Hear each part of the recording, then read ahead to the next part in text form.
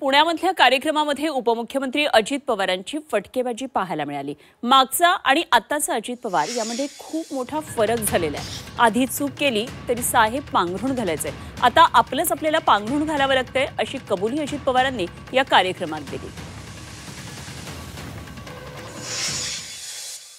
मागचा अजित पवार आताचा अजित पवार लय फरक झाला। आकारे बाबाने कसं चाललं त्याच्यामध्ये आता काळानुरूप जसं वय वाढतं तसं आपल्याला बदलावं लागतं। त्याच्यामध्ये मॅच्युरिटी येते, मॅच्युरिटी। आता पूर्वी कसं आपण काही केलं तर आपल्यावर पांघरून घालायला साहेब असायचे, आता आपल्यालाच पांघरून घालायचं। तू काही वेगळं काही मनात आणू नको, कामटे आता भावकी सगळी एकत्र आलेली आहे।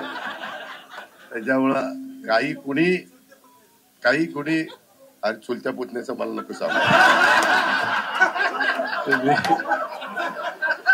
म्हणजे मागच्या पिढीचंही नको सांगू, आताच्या पिढीचं नको सांगू आणि पुढच्या पिढीचंही नको सांगू। शिरूरमध्ये माझी भावकीच मला सोडून गेली। तो तर बिचारा पालकमंत्र्याची स्वप्न बघत होता।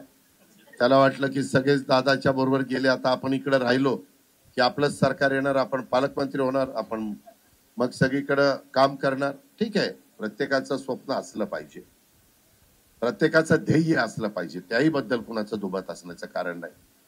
पण नंतर मी त्याला सांगितलं की आता तू मला सोडून गेलाय, आता मी तुला पाडणार, तो कसा निवडून येतो ते मी पाहणार। कधी तुम्हालाही राग येईल, तुम्हालाही वाटेल हे का असं बोलतात, परंतु विनाशकाले विपरीत बुद्धी म्हणायचं आणि पुढे निघून जायचं, अजिबात त्याला महत्व द्यायचं नाही। तुम्ही त्या गोष्टीला महत्व दिलं की आणखी पत्रकार मित्र तो काल तुम्हाला असं म्हटलं, तुमचं काय म्हणतं की आज आपण काहीतरी म्हणायचं, परत त्याला सुभाषराव अजित पवार तुम्हाला काल असं म्हणलं। त्यांना 24 तास चॅनल चालवायचे असतात, त्याच्यामुळे ते त्यांचं काम करतात।